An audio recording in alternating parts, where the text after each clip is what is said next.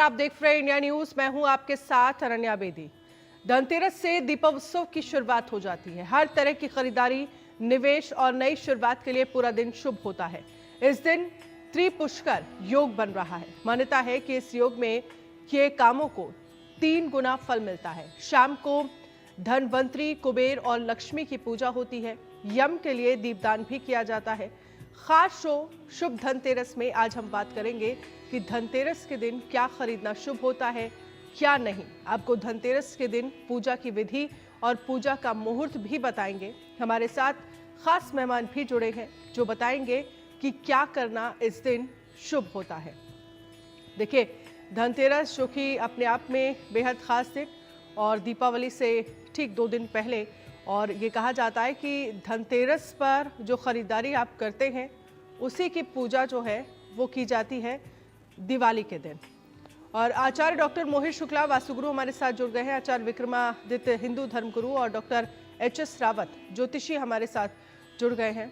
साथ ही महंत नवल किशोर दास महामंत्री दिल्ली संत महामंडल हमारे साथ जुड़ गए हैं। सबसे पहले डॉक्टर मोहित, मैं आपसे समझना चाहूंगी, और क्योंकि बात पहले पूजा की और मुहूर्त की करते हैं, धनतेरस का दिन यानी कि कल का दिन, और कल किस वक्त खरीदारी का मुहूर्त आप देख रहे हैं, किस वक्त पूजा का मुहूर्त आप देख रहे हैं?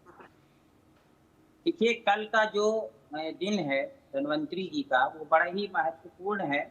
और ये धन्वंतरी जो है आयुर्वेद के प्रणेता जो हुए धन्वंतरी जी, उनके नाम से है। उनका ये जयंती भी होती है और उसमें विशेष पूजन धन्वंतरी जी का जो आयुर्वेद के आचार्य हैं वो अवश्य करते हैं। उनके लिए बड़ा महत्वपूर्ण दिन होता है। तो प्रातः काल वो उसका पूजन करते हैं धन्वंतरी जी का। और उसके उपरांत जो जन सामान्य के लिए इसमें सोना है, चांदी है, और उस चांदी का पात्र है, या जिसका सामर्थ्य चांदी खरीदने का नहीं है तो वो अपना सामान्य बर्तन ही ले लेता है। तो इस दिन जो है पूजन सामग्री को क्रय करने का विशेष महत्व है। और इस दिन जो भी सामग्री हम खरीदें तो उसको पहले जब महालक्ष्मी का पूजन करें दीपावली के दिन, उस दिन उसको भगवान को समर्पित अवश्य करें।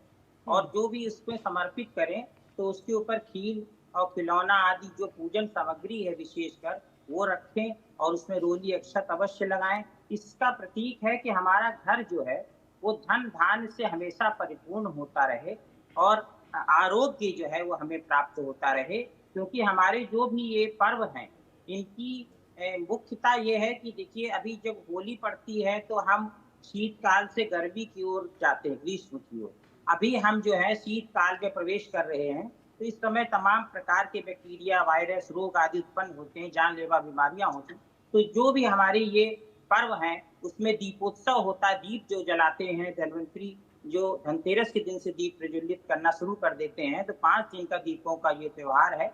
तो वातावरण को आरोग्यप्रद कर देता है और जितने भी इस प्रकार के बैक्टीरिया, वायरस हैं उनको समाप्त कर देता है। और इसके साथ में हवन भी जो है इस दिन करना चाहिए प्रातःकाल। और हवन करने से आप गायत्री मंत्र से भी हवन कर सकते हैं, जो उसमें औषधियां प्रयोग होती हैं और उनसे भी हमारा वातावरण शुद्ध होता है। और घर की शुद्धता का दीपावली में बड़ा महत्व। तो इसीलिए आप देखिए कि नरक चतुर्दशी भी लोग मनाते हैं। उसके पहले से दीपावली में साफ सफाई 15 दिन पहले से लोग करना शुरू कर देते हैं। तो स्वच्छता जहां पर होती वहीं पर लक्ष्मी का वास होता है। इसलिए इस दिन का विशेष महत्व। ठीक है। विक्रमादित्य जी, आपसे मैं समझना चाहूंगी कि धनतेरस के दिन क्या नहीं खरीदना चाहिए, और खास तौर पर अगर गणेश लक्ष्मी की मूर्ति तो हर कोई खरीदता है, और गणेश लक्ष्मी की जब हम मूर्ति खरीदते हैं तो उसमें भी कुछ खास ख्याल रखने की जरूरत है?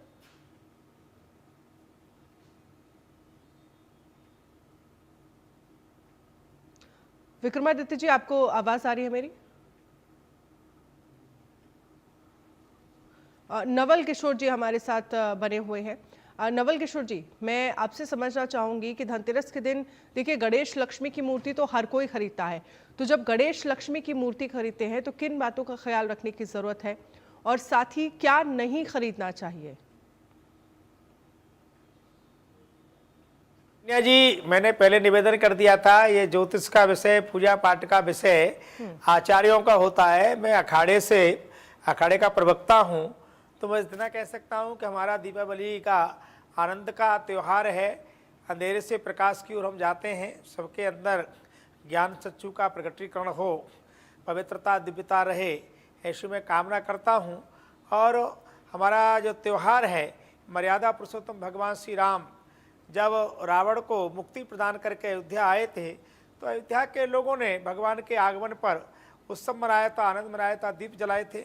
साथ ही महालक्ष्मी का प्रागट्य दिवस भी है। तो मैं तो ये कहूँगा कि अपनी सामर्थ्य के अनुसार कल धन्वंतरि जी की पूजन होगी। औषधि के देवता हैं, तो हमें पहले निरोगता प्रदान हो। निरोग हम पहले धन कहा जाता है, पहला धन निर्मल हो काया, दूसरा सुख घर में हो माया। तो पहला सुख है शरीर निरोग रहे। तो त्योहार के मिठास से पहले हम शरीर में निरोगता रहे, उसके लिए धन्वंतरि जी की पूजा करते हैं, जो औषधि प्रदान करते हैं।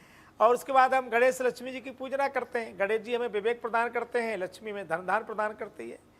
तो हम अपने घर को पवित्र दिव्य बना करके, घर की शुद्धि करके, परिवार के साथ बैठ करके 31 तारीख को शाम को माँ गणेश लक्ष्मी की हम पूजन करें, पवित्रता दिव्यता के साथ करें, जो हमारे घर में साल भर तक धन धान की पूर्ति रहे, घर में कोई कलेश, कोई अप्रसन्नता न हो, सब प्रसन्न रहे, ऐसी मैं कामना करता हूँ। ठीक है। Doctor HS. रावत जी हमारे साथ हैं। एच.एस. रावत जी, आप कैसे देख रहे हैं कल जिस तरह से अगर हम धनतेरस की बात कर रहे हैं, क्या शुभ मुहूर्त है, किस वक्त पूजा करें और कैसे पूजा करें, किन बातों का खास ख्याल रखें? अनन्या जी, सबसे पहले तो हमें 5 तत्वों की और पंच उपचार विधि से पूजा करनी होती है। जब भी कोई पूजा करें तो सबसे पहले हमें पंच उपचार विधि उसके अंदर चाहिए। हमें एक जल का लोटा चाहिए, वहाँ पर थोड़ा रोली चाहिए और चावल चाहिए, थोड़ा धूप चाहिए, नैवेद्य यानी कुछ खाने की मीठी चीज़ें चाहिए, जैसे कई बार खील बतासे भी रख लेते हैं, और पुष्पमाला चाहिए। इतनी चीज़ें हमारे पास होनी चाहिए। तो पंचोपचार विधि, 10 उपचार विधि और 16 उपचार विधि, ये 3 प्रकार की पूजाएं होती हैं। तो ज्यादातर साधारण जो लोग होते हैं वो पंचोपचार विधि की ही पूजा उसमें करते हैं। पंचोपचार बहुत सिंपल पूजा होती है। यानी आप एक जल का लोटा ले लीजिएगा, लोटा ले करके उसमें जल भर दीजिए, जल भरने के बाद में उसमें गंगा जल डाल दीजिए और उसको थोड़ा सा शुद्ध करना होता है। पहले गंगा जल को ना हम पवित्र करते हैं, यानी उसको पढ़ते हैं एक तरीके से। तो जितने भी घर के लोग हैं, सब लोग वहां पर पहले थोड़ा सा जल छिड़क करके अपने एरिया जहां पर आपका मंदिर है वहां पर बैठ करके, और सब हाथ लगा करके वहां वरुण देव को याद करना है, जल देवता को याद करना है, गंगा जी को याद करना है, हरिद्वार की तरफ ध्यान करना है और बहते हुए जल को याद करना है। क्योंकि हमारे शरीर में 75% पानी होता है। अगर पूजा के समय हमारे शरीर के अंदर फ्लक्चुएशन आ गई और हमें फिर मान लो मूत्र विकार आता है, पेशाब आता है, शौच आता है, तो हमारी पूजा जो है अशुद्ध हो जाती है। इसलिए पहले हम जल देवता से प्रार्थना करते हैं कि उसी का आधिपत्य हमारे शरीर पे सबसे ज्यादा होता है। तो उस समय एक मंत्र बोलना होता है, ओम गंगे च यमुने च गोदावरी सरस्वती नर्मदे सिंध कावेरी जलेस्मिन् सन्निधिं कुरु, अयोध्या मथुरा माया काशी काची अवंतका पूरी द्वारावती च सप्तेति मोक्षदायका। यानी इस मंत्र से क्या होगा, वो जल शुद्ध हो जाएगा, पवित्र हो जाएगा। और उसके बाद में फिर थोड़ा फूल लेकर के उस जल को डुबो करके अपने हाथों को धोएं और उसको 3 बार आचमन करना है, पीना है उस जल को, तो अंदर से शुद्ध हो जाते हैं। और फिर 3 बार ऊपर अपने छिड़कना है, सभी को अपने शरीर के ऊपर छिड़कना है, मंदिर पे छिड़कना है, अपने रूम के अंदर जहां मंदिर का है वहां पर छिड़कना है। तो वातावरण शुद्ध हो जाता है और नेगेटिव ऊर्जा वहां से अनन्या जी भाग जाती है। यानी उस जल से कोई भी अगर नेगेटिव ऊर्जा आपके घर में छिपी होगी, मंदिर में छिपी होगी, वो भाग जाएगी। उसके बाद में आप आराम के साथ में बैठें और फिर वहां पर दीपक को प्रज्वलित करना होता है। आपको दीपक भी घी का रखना होता है, क्योंकि कोई भी पूजा जल के बिना, 5 तत्वों के बिना संपन्न होती नहीं है। तो फिर दीपक को जलाते वक्त भी एक मंत्र बोलना है, ओम दीप ज्योति परम ब्रह्मा दीपो ज्योति जनार्दन दीपो हरतु मे पापम दीप ज्योति नमस्तुतो। तो यानी इस मंत्र को जाप करने के बाद, दीपक को प्रज्वलित करने के बाद, अब यानी हम रेडी हैं पूजा करने के लिए। और फिर हमें संकल्प के तहत आह्वान करना है धन्वंतरि देवता का, यानी जो मुख्य देवता है जिसकी हमें पूजा करनी होती है, उनसे आह्वान करते हैं कि हे धन्वंतरि देवता, आप हमारे घर में विराजिए हे धनतेरस, आज हम आपकी पूजा कर रहे हैं, हमारे पास धन धान की कोई कमी ना हो, शरीर शरीर निरोगा रहना चाहिए, परिवार में किसी प्रकार का कोई कष्ट कलह ना हो। तो इस प्रकार से फिर हम एक संस्कृत में संकल्प होता है, उसको ना बोल करके आप अगर सिंपल भी बोलोगे अपनी भाषा में, इंग्लिश में बोल सकते हो, जिस भाषा जो भाषा भी आप जानते हो, मलयाली जानते हो, किसी में भी जानते हो, उसको बोलने के बाद सिर्फ आपको आह्वान करना है कि उस देवता को आह्वान किया। आह्वान करने के बाद में फिर उनको सबसे पहले उसी प्रकार से आपने जल छिड़क करके उनको स्नान कराना है।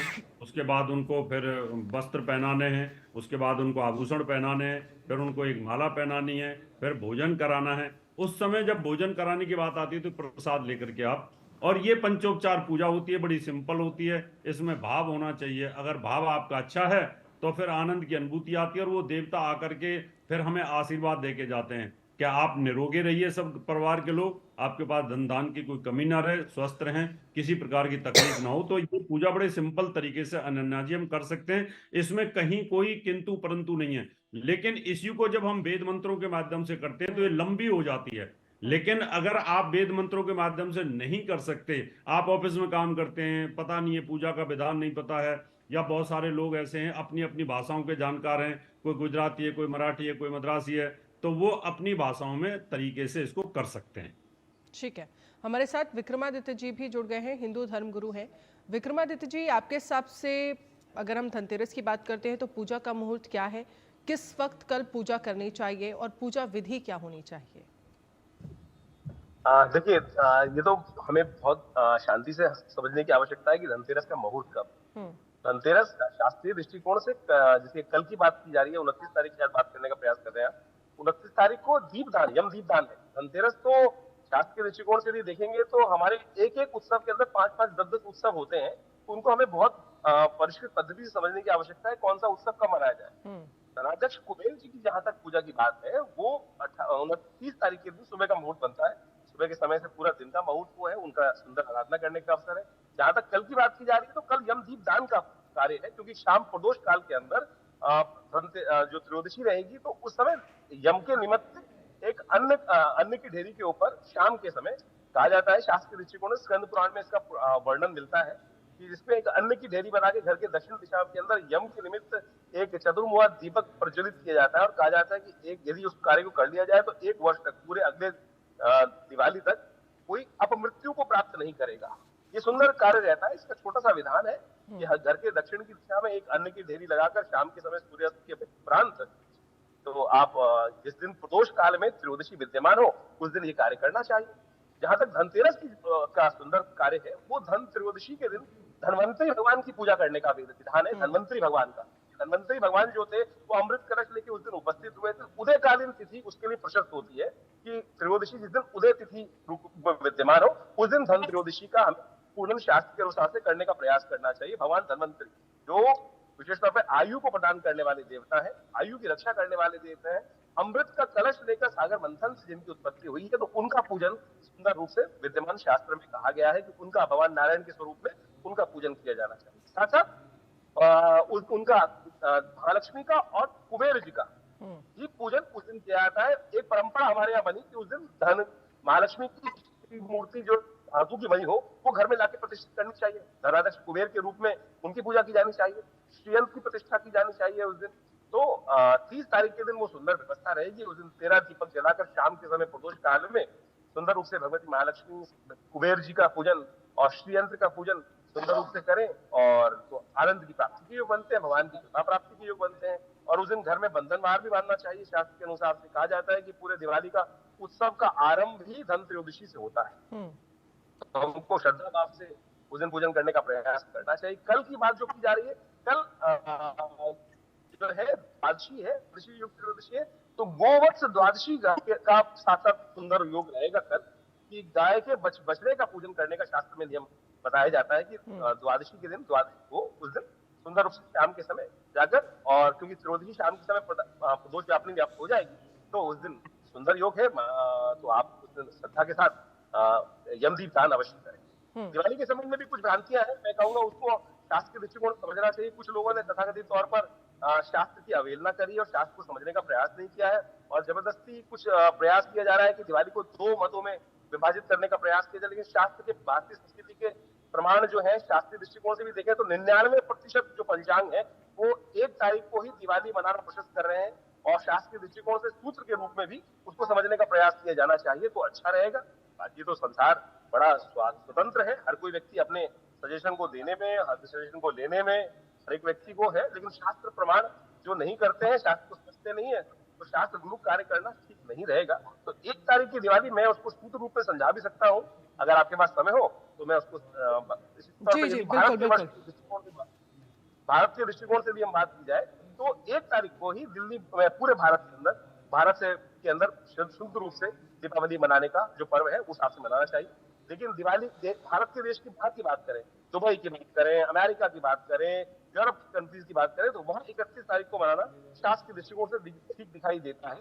लेकिन भारत के पंचांग के दृष्टिकोण से भी, भारत के सूर्योदय, वहां के अक्षांश रेखांश के दृष्टिकोण से भी हम देखेंगे तो शास्त्र मत के अनुसार से 1 तारीख को ही दिवाली भारत के अंदर मनाई जानी चाहिए। ठीक है। इसके लिए के अंदर प्रमाण है, लेकिन इसको लेकर अभी भी, क्योंकि डेट को लेकर आप चर्चा कर रहे हैं, 1 को दिवाली मनानी चाहिए या फिर 31 को, इसको लेकर भी अभी भी जो संत समाज है, जो साधु संत है, वो 2 धड़े में बटे हुए दिख रहे हैं। कुछ लोग ये कह रहे हैं कि 1 को होना चाहिए, कुछ लोग कह रहे हैं कि 31 को होनी चाहिए।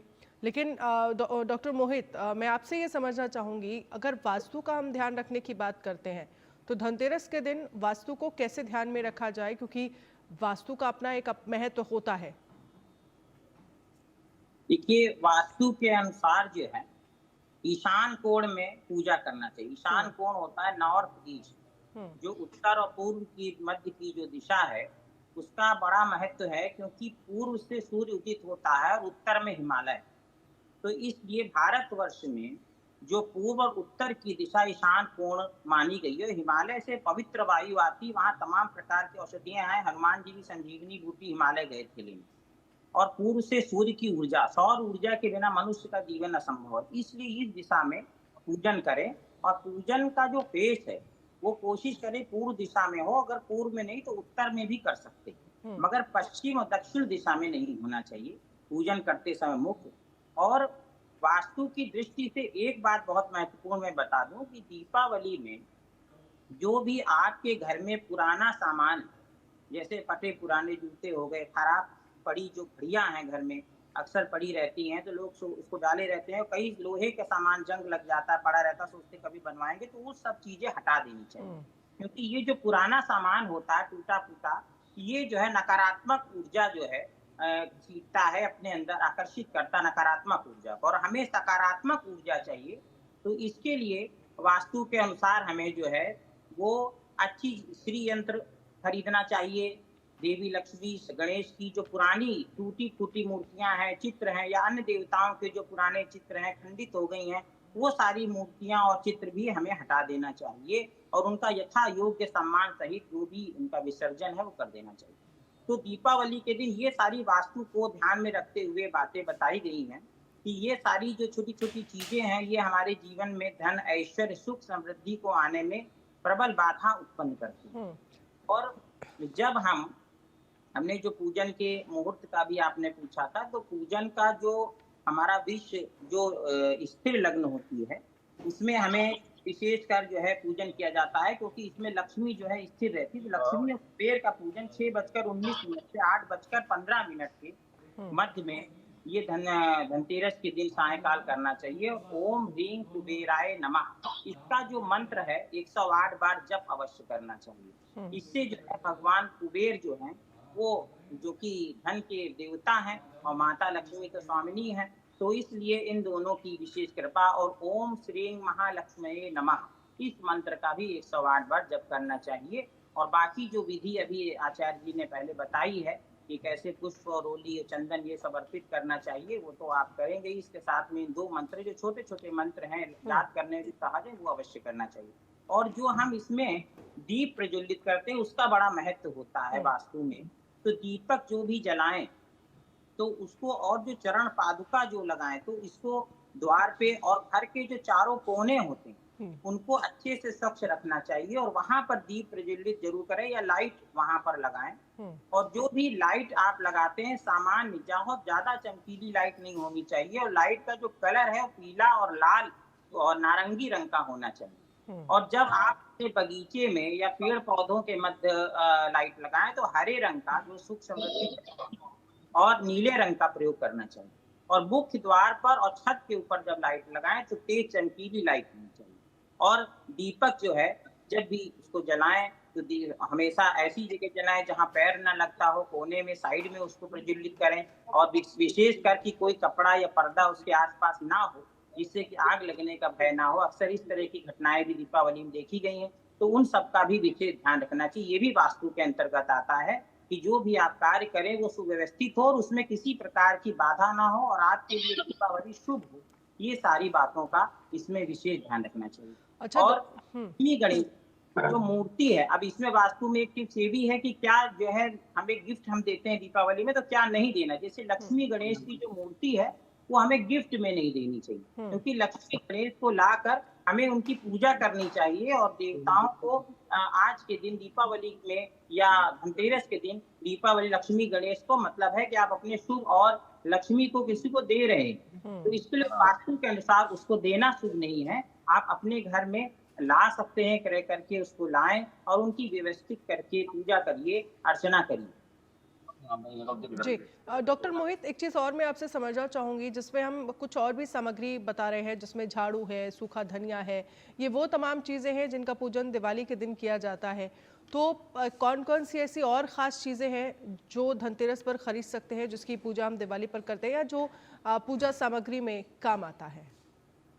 देखिए, एक बंधन वार होता है, चरण पादुका होता है, तो लक्ष्मी जी के चरण पादुका हथेली के जो ये मध्य ये आकार है, इस आकार का लेना चाहिए। इससे बहुत छोटा या बहुत बड़ा नहीं लेना चाहिए। और जो चरण पादुका ले वो आपस में जुड़ी ना हो, वास्तु शास्त्र कहता है वो अलग अलग होनी चाहिए। और चरण पादुका को मुख्य द्वार पे लोग लगा देते हैं, वहां ना लगा के मंदिर में प्रवेश करते समय उसको लगाना चाहिए। मुख्य द्वार पर लगाने से क्या होता है, उस पे लोगों का पैर पड़ता है, तो इसलिए वहां पर ना लगा के अंदर की ओर लगाइए, जिससे ये प्रतीक हो कि लक्ष्मी जी जो हैं वो आपके मंदिर में प्रवेश कर चुकी हैं।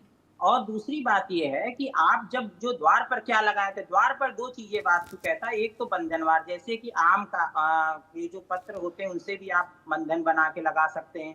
इसके अलावा बने बनाए बंधनवार आते हैं, शुभ लाभ वगैरह लिखा हुआ कलश बना, वो भी आप लगा सकते हैं यदि आपको आम के पत्ते नहीं उपलब्ध हो पा रहे हैं। वैसे आम के पत्ते बहुत शुभ पूजा में माने गए हैं, क्योंकि आम एक ऐसा वृक्ष है जो कभी उसके पत्ते सूखते नहीं पतझड़ में भी। वो हमेशा सुख समृद्धि हमारे घर में बनी रहे, धन धान की कमी ना हो, इसके लिए विशेष उसका महत्व होता है। और इसके साथ में जो भी पूजा की सामग्री है वो भी आप जो है धनतेरस वाले दिन उसके साथ में सारी चीजें खरीद सकते हैं। तो इन सब चीजों का और शुभ लाभ जो होता है वो आपको मुख्य द्वार पर अवश्य लगाना चाहिए। शुभ लाभ जो भी लगाएं तो आप अपने हाथ से रोली से भी बना सकते हैं, और जो लोग बने बनाए लाना चाहते हैं वो भी लाएं। और स्वास्तिक का जो चिन्ह होता है उसको हमेशा सही बनाना चाहिए। तो गलत चिन्ह बनाने से अशुभ होता, मतलब हमारे जीवन में हमेशा शुभ रहे। तो मैं स्वास्तिक का चिन्ह आपको बता देता हूँ कि देखिए, जैसे विष्णु जी का चक्र ऐसे घूमता है दाहिनी तरफ से, तो उसकी जो तीलियां हैं वो ऐसे दाहिनी तरफ। कई मैंने बुद्धिजीवी लोगों को देखा, कई वीडियो ऐसे वायरल जो गलत चिन्ह बना रहे थे स्वास्तिक का। आजकल लोग तो उल्टा चिन्ह बना देंगे अगर आप, तो उससे सब कुछ उल्टा होने लगे। वो चक्र है, जीवन चक्र, और ये विश्व विख्यात चिन्ह है। और मैंने तो देखा कई राष्ट्र के झंडे में भी इसका प्रयोग होता है स्वास्तिक। तो इसलिए इसको जो है दाहिनी तरफ ऐसे घूमता हुआ बनाना चाहिए। और इसमें जो लोग लकीरें निकाल देते हैं वो नहीं निकालनी चाहिए, क्योंकि उससे रोक लगती है। तो ये चक्र है, ये चक्र हमेशा सीधा चलना चाहिए। तो स्वास्तिक का चिन्ह बनाइए, त्रिशूल का चिन्ह बनाइए, और ये सारे जो शुभ चिन्ह हैं, कलश है, ये सब जो है आप मुख्य द्वार पर शुभ लाभ जरूर लिखिए। ये जो है मुख्य द्वार पर आप करिए, मगर चरण पादुका को मंदिर के बाहर लगाना चाहिए, ऐसा जो है शास्त्र का, वास्तु शास्त्र का मत। ठीक है, विक्रमादित्य जी, मैं आपसे ये समझना चाहूँगी, क्या राशि के अनुसार भी कोई ख़ास विधि है? और जो लोग इस बार अपने व्यापार में समृद्धि चाहते हैं उनके लिए क्या धनतेरस पर कोई अलग पूजा की विधि है? कैसे धनवंतरी को खुश करें? जो घर लेना चाहते हैं, जो नौकरी में उन्नति चाहते हैं, उनके लिए कोई खास विधि जो इस पूजा में वो कर सकते हैं धनतेरस के दिन?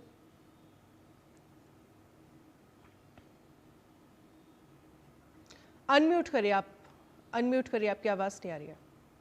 हमारी भारतीय संस्कृति में पूजन के इतने विधान शास्त्र में बताए गए हैं कि जैसे आपका विश्वास जागता है उसके अनुसार से आप कर सकते हैं। और जैसे अभी रावत जी ने आपको पंचोपचार पूजन का विधान उपस्थित किया, इसी प्रकार से षोडशोपचार पूजन करने का भी शास्त्र में नियम है। राज्योपचार, 64 उपचार, अनेक प्रकार की यानी व्यवस्था। मन को सुदृढ़, सबसे पहली आवश्यकता है कि मन को सुदृढ़ करें, कि हम विश्वास जगाएं। सबसे पहले जो हम पद्धति कर रहे हैं वो बिल्कुल परिष्कृत है, बिल्कुल ठीक है। त्रुटि का बहुत ज्यादा ध्यान रखने की आवश्यकता नहीं, क्योंकि हम वास्तविक तौर पर हम मानव हैं, हम कितने प्रकार से कार्य कर ले, कहीं ना कहीं कोई त्रुटि तो रह सकती है। तो हम सबसे पहले तो श्रद्धा को, विश्वास को ठीक करते हुए शुभ मुहूर्त में कार्य करने का प्रयास करें। धनाध्यक्ष कुबेर जी की पूजा करने का सबसे पहले मंत्र नोट कर ले, मैं आपको बताऊं।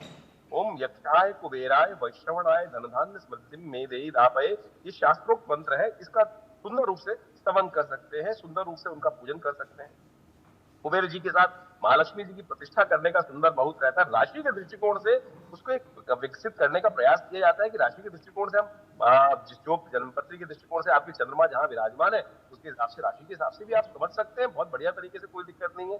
तो यदि मेष संबंधित राशि है तो हम कोशिश ये करें, भगवती महालक्ष्मी की सुंदर प्रतिष्ठा करने के बाद उनको रक्त वस्त्र धारण करा के सुंदर रूप से उनकी प्रतिष्ठा करें। उनको पूजन सामग्री के रूप में सबसे श्रेष्ठ ये रहेगा कि जो गुड़ से बनी हुई मिठाई है वो उनको अर्पित करने का प्रयास करें, और दीपक जो जलाए उसमें लाल कम से कम रोली अवश्य उपस्थित करने का प्रयास करें। इस रूप से यदि हम पूजन करेंगे तो भगवती कृपा से सुंदर रास्ते सुंदर रूप से प्राप्त कर सकते हैं। वहीं वृषभ राशि के संबंध में यदि बात करें तो शुक्र प्रधान राशि है, और हम उसमें ये करें कि हम श्री यंत्र को अवश्य स्थापित करें। भगवती महालक्ष्मी को प्रसन्न करने का उनके विभिन्न स्वरूप हैं, पिंडात्मक स्वरूप भी हैं, उसी प्रकार से श्री यंत्र का सबसे श्रेष्ठ रूप माना जाता है।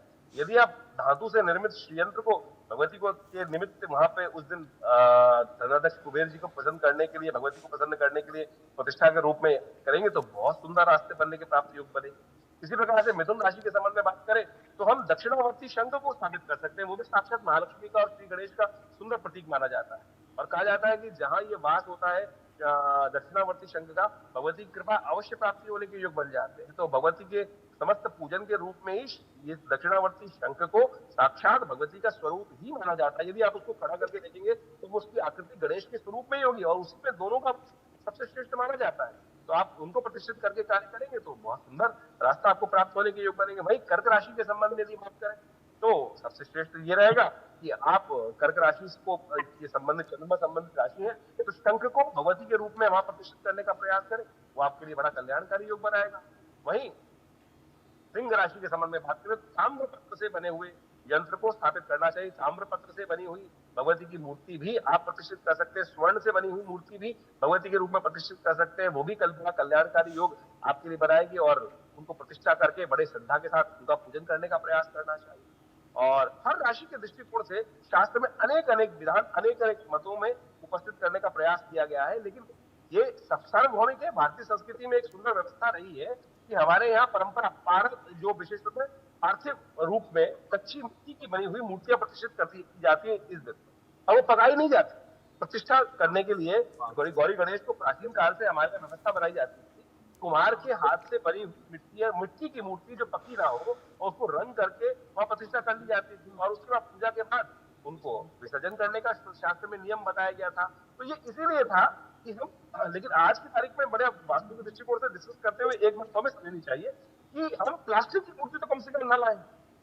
आज पूरे विश्व में ऐसा हो गया है कि प्लास्टिक की और अनेक धातुओं की बनी हुई मूर्तियां वहां पर बाजार ले आते हैं घर के अंदर। तो इस बात का ध्यान रखना चाहिए। एक बात का शास्त्र और भी ध्यान रखें, धातु में निर्मित मूर्तियां जो है कई बार लोहे की धातु, कम से कम धनतेरस के दिन हमारे यहाँ प्राचीन परंपरा के रूप में व्यवस्था रही है कि हम मूर्तियां लाते हैं, बहुत विभिन्न सामान लाते हैं, तो कम से कम वो घर में समृद्धि लाने की बात की जाती थी।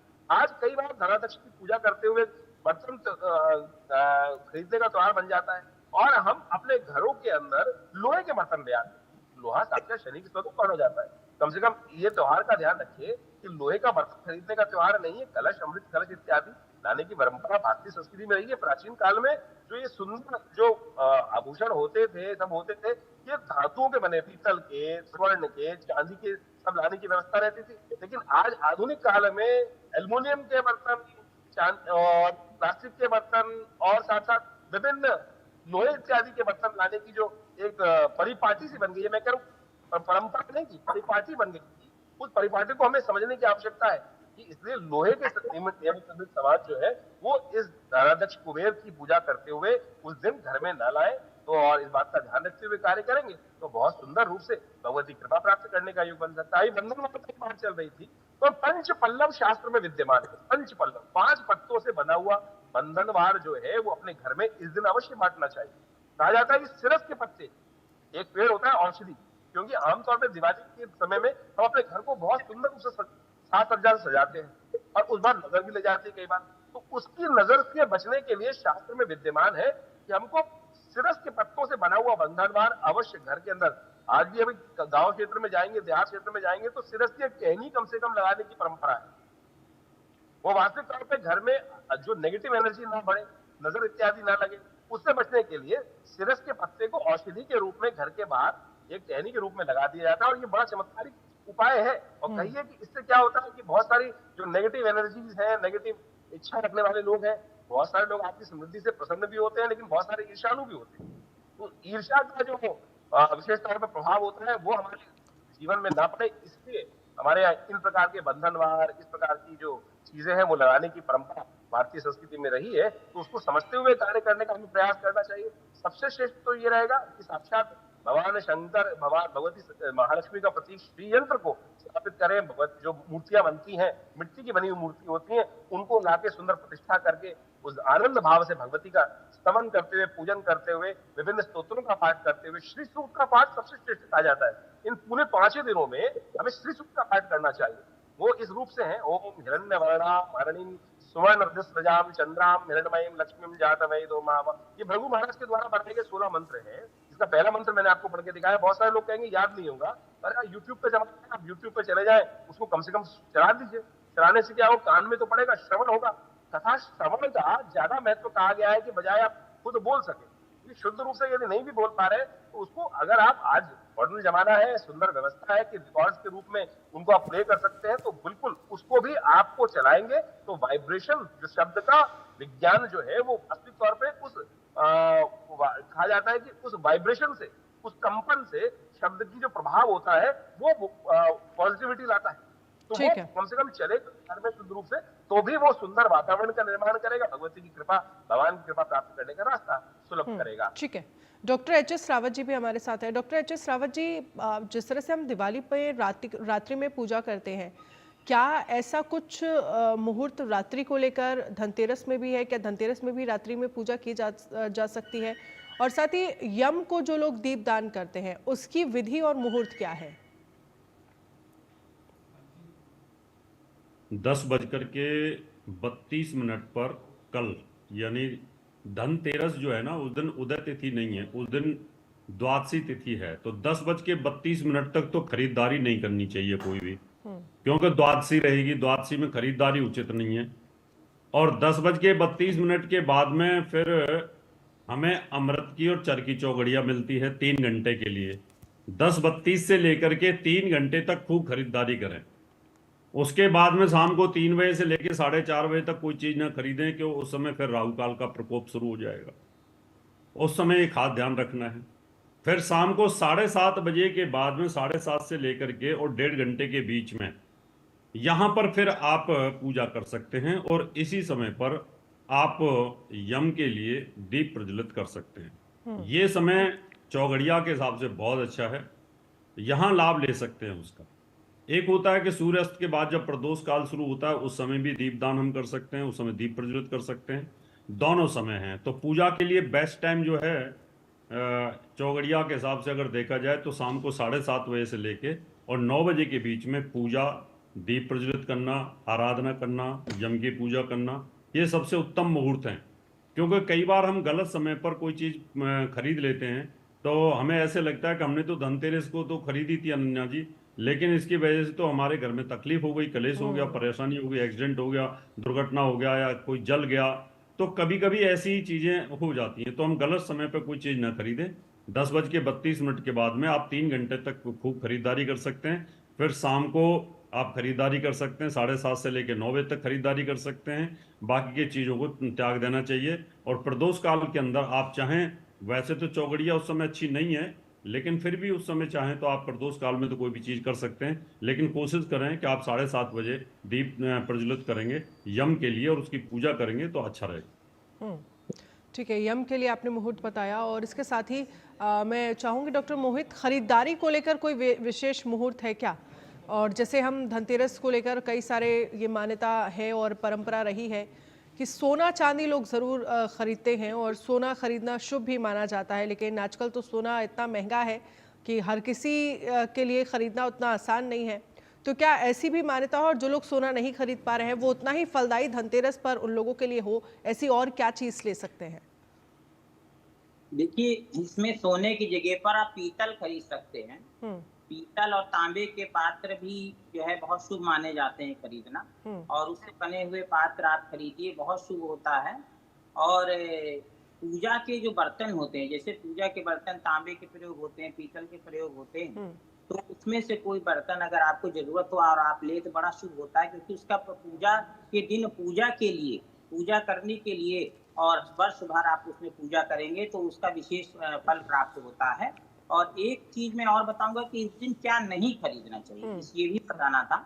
तो इसमें काली वस्तुओं को नहीं खरीदना, जैसे कंबल हो गया या काले कोई वस्त्र हो गए, काले रंग के कपड़े हो गए, ये किसी को दान में भी नहीं करना चाहिए, क्योंकि आज ये जो धनतेरस का दिन है, दीपावली का दिन है, इसमें आप पीला और लाल रंग को बड़ी प्रमुखता दी गई है, नारंगी रंग को प्रमुखता दी गई, ये सारे शुभ रंग माने गए हैं और ये माता लक्ष्मी को प्रिय। मगर काला रंग जो है उसको अवॉइड करना चाहिए और उन वस्तुओं से हमें बचना चाहिए, चमड़े का सामान है इन सबसे बचना चाहिए। और जो इलेक्ट्रॉनिक्स आइटम है, जो लोहे का सामान उतना लाभकारी नहीं है, अगर आप सोना चांदी नहीं ले पा रहे हैं तो आप पीतल और तांबा ले लेंगे तो वो ज्यादा हमारे विचार से लाभकारी होगा। राहु काल वगैरह को अवॉइड करते हुए, जो इसमें जिस समय धनतेरस हमारा 10:30 बजे के बाद से लग रहा है, उसमें आप उसके बाद ही खरीदारी करें। और उसी हिसाब से कि जैसा कि अभी रावत जी बता रहे थे, उस हिसाब से मुहूर्त को ध्यान में रखते हुए अशुभ मुहूर्त को, जैसा उन्होंने बताया कि राहु काल है उसमें ना करें, और उसके पश्चात उन्होंने शाम को बताया सुबह 3 घंटे का चौघड़िया मुहूर्त इत्यादि देखकर बताया। तो वो सारी बातों को ध्यान में रखते हुए इन मुहूर्त का प्रयोग करें और शुभ वस्तुएं खरीदें अशुभ वस्तुओं से। और ये आवश्यक नहीं है कि जिसके पास बहुत धन हो, जो सोना इतना महंगा वही खरीदेगा, उसी पे दीपावली का पर्व होगा या माँ लक्ष्मी की कृपा होगी। क्योंकि अभी देखिए चर्चा भी हो रही थी कि भावना मुख्य है, श्रद्धा मुख्य है। धन तो भगवान स्वयं देते हैं, सारी वस्तुएं ईश्वर की ही हैं, किंतु मन में भाव होना चाहिए, श्रद्धा होनी चाहिए। और उस श्रद्धा और भक्ति से आप श्री सूक्त का पाठ कर सकते हैं। श्री सूक्त का हिंदी अनुवाद भी उपलब्ध होता है कि जो जिसको करने से आप भावनात्मक, देखिए जो वेद मंत्रों का, ये ऋग्वेद से निकला है श्री सूक्त, और जो वेद मंत्रों का वाइब्रेशन है उसका लाभ तो नहीं मिलेगा हिंदी में करने से, किंतु भाव आपको पता चल जाएगा। और भाव के लिए कहा गया कि मंत्रों का भाव भी हमें पता होना चाहिए, अर्थ भी पता होना चाहिए, तो उसको आप हिंदी में करें। और अगर आपको संस्कृत में पढ़ने में असुविधा हो रही है तो आप उसको यूट्यूब से या किसी चीज से सुनकर सीख सकते हैं, क्योंकि वेद को श्रुति भी कहा गया है, जो सुनकर आ जाता है। अगर आप किसी चीज को सुनकर सीखेंगे मंत्रों को, तो उसके अभ्यास से बहुत अच्छा समय 5 दिन का, इसमें आप उसका पाठ करके उसको सीख सकते हैं और ये आपके वर्ष भर काम आएगा। और एक आपने टिप्स भी बोला था कि कुछ ऐसा वास्तु जिससे कि धन आगमन होता रहे, वर्ष भर लोगों को धन की प्राप्ति होती रहे, जो लोग बेरोजगार या कोई ऐसा मंत्र जिसका जाप हमारे दर्शक घर में बैठकर कर सकते हो, कोई आसान मंत्र जिसका जाप किया जा सकता हो? बिल्कुल बता रहा हूँ। तो उसमें देखिए, जो आप पूजा के समय सायंकाल जब पूजा करेंगे, माँ लक्ष्मी को जो धन आप चढ़ाएंगे या दीपावली के दिन जो धन चढ़ाएंगे, तो उसमें उस धन को आप लाल कपड़े में लपेट कर अगर अपनी तिजोरी में रख देते हैं और उसमें तुलसी पत्र भी रख दीजिए, उसी कपड़े के अंदर जो भी सिक्के आप चढ़ाएं, और उसमें तुलसी पत्र रखकर जब तुलसी का लक्ष्मी जी के साथ सामिप्य होता है तो बड़ा शुभ उसका फल प्राप्त होता है। और वर्ष भर तक इस प्रयोग को करने से किसी प्रकार की आपको आर्थिक समस्या नहीं आएगी और धन की जो समस्या नहीं आएगी, और घर आपका जो है धन धान्य से परिपूर्ण रहेगा। तो ये जो है एक है। और पूजा स्थान पे भी आप उसको लाल कपड़े में लपेट के धन अगर आप नहीं रखना चाहते हैं लाकर, पूजा स्थान पे रख दीजिए। या तुलसी का वृक्ष अगर हो तो उसमें भी रख सकते हैं। और इसके अलावा जो मंत्र आपने कहा, तो मैं एक आसान मंत्र है, अभी जैसा आचार्यों ने बड़े मंत्र बताए हैं जो कि जैसे लोग नहीं स्मरण कर सकते हैं, कठिन मंत्र लगे, तो ओम श्री महालक्ष्मी नमः, ये महालक्ष्मी का ओम गंग गणपते नमः, ये गणेश जी का। और कुबेर जी, देखिए गणेश जी की आराधना तो आपको करनी ही पड़ेगी, क्योंकि गणेश जी सभी गणों में प्रधान है और सब देवताओं में प्रधान है, तो उनका तो आपको शुरुआत करनी ही है। जिसो वक्र तुंड महाकाय सूर्यकोटि समप्रभा निर्विघ्नं कुरु मे देव सर्वकार्येषु सर्वदा। तो ये जो गणेश जी की मंगल प्रार्थना तो करनी ही करनी है कि हे प्रभु गणेश मेरा पूजन शुभ हो, मंगल करने वाला हो। और कुबेर जी के लिए जैसा मैंने बताया ओम ह्रीं कुबेराय नमः, इस मंत्र का, जब ये बीज मंत्र होते हैं ये जन सामान्य के लिए सहज होते हैं इनका जप करना, और 108 बार इसका माले से आप जप कर सकते हैं। कमल गट्टा, जैसे कमल का पुष्प लक्ष्मी जी को बड़ा प्रिय है, कमल का पुष्प चढ़ाया जाता है पूजा में, दीपावली के पूजन में विशेष इसका महत्व है। उसी प्रकार से कमल गट्टे की माला पर भी आप जप कर सकते हैं। अगर कमल गट्टे की माला नहीं है तो लाल चंदन की माला कर सकते हैं। लाल चंदन की नहीं उपलब्ध हो पा रही है तो रुद्राक्ष माला तो होती ही है, ज्यादातर लोगों के पास, तो रुद्राक्ष माला पे सभी जप किए जा सकते हैं, उस पर भी कर सकते हैं। तो ये जो है मैंने आपको मंत्र और उसको करने की विधि और साथ में कैसे क्या लेना खरीदना चाहिए। ये तो आपने घर को लेकर हमें बताया कि किस तरह से धनतेरस पर पूजा करनी चाहिए, क्या खरीदना चाहिए, क्या नहीं खरीदना चाहिए। लेकिन जो लोग अपनी दुकानों में भी पूजा करते हैं धनतेरस की, जिनके अपने व्यापार हैं, वो वहाँ पर भी पूजा करने जाते हैं, तो क्या व्यापार को लेकर कोई ख़ास विधि है धनतेरस पर पूजा करने की, जिसका ध्यान रखना ज़रूरी है? तो ये जो दीपावली का पर्व है ये वैदिक काल से ही जो है व्यापार वर्ग के लिए बड़ा ही महत्वपूर्ण रहा है, क्योंकि नए खाते, पुराने खाते बदल के नए खातों का सृजन होता है। तो हर व्यापारी इस पर्व को विशेष रूप से मनाता है, और मैंने तो स्वयं देखा है और कराया भी कि बहुत से व्यापारी इस दिन हवन भी करवाते हैं अपने प्रतिष्ठानों में, उन्हों और पूजा अवश्य करते हैं, और बड़ी ही रुचि उनको होती है दीपावली के पर्व में, क्योंकि ये धन से भी जुड़ा, व्यापार भी धन से जुड़ा हुआ होता है। तो दुकानों को नए ढंग से सुसज्जित करना दीपावली के पहले, जैसे कि अगर दुकान में कोई टूट फूट हो गई है या कोई पुराना माल है जो कि नहीं बिक रहा है, तो आप देखिए अक्सर कंपनियां सेल लगा देती और बहुत कम कम पैसे में उसको बेच देती। तो इस प्रकार से पुराना माल जो है, जो बिकने योग्य है उसको आप बेच देना, जो नहीं बिकने योग्य है उसको हटा देना चाहिए। दुकान में कोई पुराना सामान नहीं रखना चाहिए, नया सामान रखना चाहिए। और जो व्यापारिक प्रतिष्ठानों में अब एक व्यक्ति व्यापार भी कर रहा है, घर में भी है, तो उसके लिए हमारे यहाँ बड़ी सुंदर व्यवस्था है कि जो व्यापारिक प्रतिष्ठान है उनमें दिन का पूजन, दिन में जो है वहाँ पूजन होता है, और जो घर में पूजन होता है दीपावली के दिन वो शाम को होता है। और जो ये धन्वंतरी जी का जो जिस पर आज का कार्यक्रम है हमारा, तो धनतेरस का जो दिन है इसमें भी आप दुकान के लिए आराम से जो है पूजन इसमें कर सकते हैं, दुकानों पर भी। क्योंकि देखिए कुबेर जी का पूजन है वो भी धन से संबंधित है, लक्ष्मी जी का पूजन वो भी, और इसमें दुकान पर भी आप दीपक निकाल सकते हैं, जला सकते हैं, धूपबत्ती जलाएं, दीपक पूजा में अवश्य जलाएं, और चंदन का प्रयोग अवश्य करें। सबसे आसान विधि है कि सबसे पहले अपना पवित्रीकरण करें, अपने ऊपर जल छिड़के, ओम पवित्रा पवित्रो वा सर्वास्ताम गतो पिया सूर्य कुंडली का मंत्रा सूचि। इस मंत्र से भगवान का स्मरण करने मात्र से, कहा गया भगवान पुंडरीक विष्णु जी का स्मरण करने मात्र से पवित्रता होती है, और जल को छिड़कने से ही पवित्रता होती। करके आचमन करिए 3 बार, और उसके पश्चात जो है भगवान को जल छिड़क के फिर वस्त्र आदि पहनाए नए, और उसके उपरांत भगवान को अपने प्रतिष्ठान में चंदन लगाएं, चंदन लगाइए और उसमें अक्षत चढ़ाइए और भोग जरूर लगाइए। देखिए भोग के विषय में मैं बता दूं कि क्या चीज लगाना चाहिए जिससे आपको विशेष लाभ। तो माता लक्ष्मी को जो है सूजी और उसमें मेवा मिला हुआ, गुड़ मिला हुआ जो हलवा बनता है उसका भी भोग आप लगाएं। और मैं तो ये कहूंगा कि दीपावली बहुत मिलावट होती है, तो मैं दर्शकों से ये कहना चाहता हूँ कि आप अपने घर में मीठा जरूर बनाएं। उसके वास्तु का भी एक उसका कारण है कि घर की रसोई बहुत महत्वपूर्ण होती, घर का हृदय कही जाती। वहां पर मिष्ठान बनने से आपके घर में खुशहाली आती, मिठास बनी रहती, घर के लोग प्रेम सौहार्द बनता।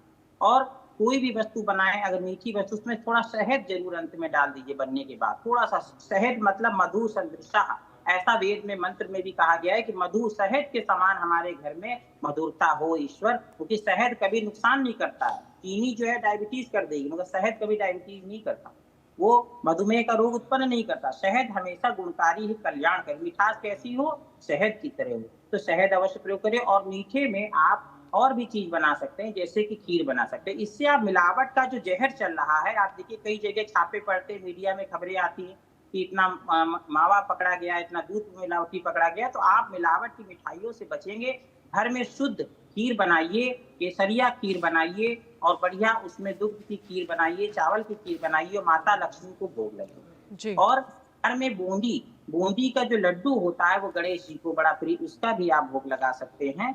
और जो लोग नहीं बना सकते हैं घर में, जिनकी कोई मजबूरी है, तो वो लोग काजू की बर्फी वगैरह जहां उनको लगता हो कि शुद्ध मिल जाएगी, मिलावट ना हो, तो वहां से वो लेके चढ़ाएं। मगर कोशिश यही करें कि आप घर में स्वयं मिठाई बनाएं, हलवा जैसा मैंने बताया, देवी माता को बताया गया, शास्त्रों में भोग लगाएं और इस प्रकार से जो है खीर बनाएं। ठीक है डॉक्टर मोहित जी, बहुत बहुत शुक्रिया हमारे साथ जुड़ने के लिए। आचार्य विक्रमादित्य हमारे साथ जुड़े, आपका भी बहुत